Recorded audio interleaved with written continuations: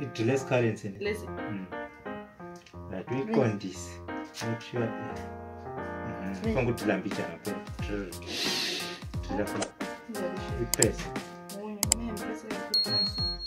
Press. Right. Then trigger la.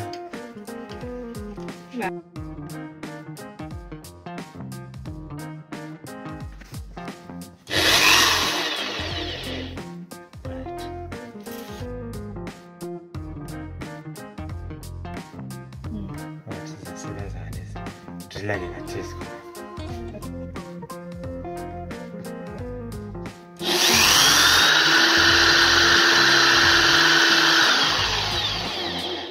Right,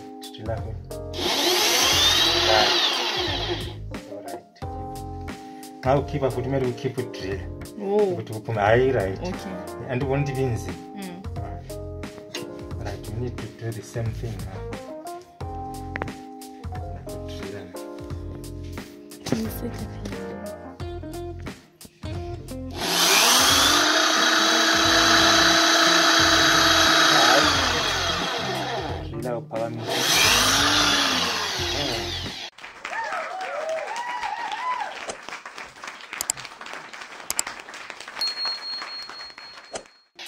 Simbongele yini mzukulu ngokusenzela ama pilot holes.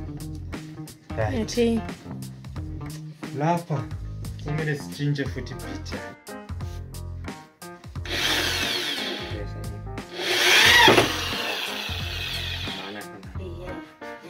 First thing, this is twitching.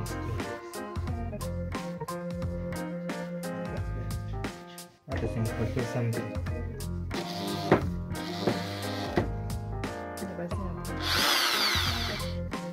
This plate is not really.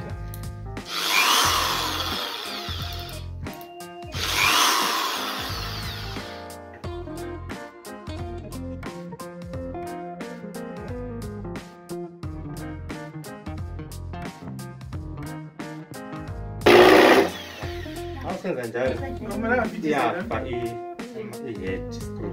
Okay. So let's fit this. Let's fag pressure. Fag.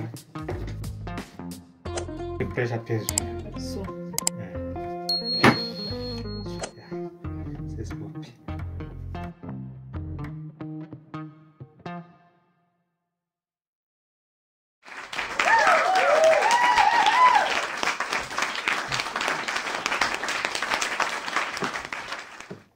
Press it in. Press it. Right.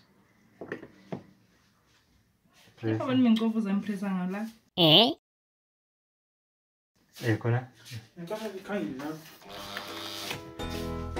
Ya wasi banyera gwe. Atati mu. Okate sibuchuke. Ah.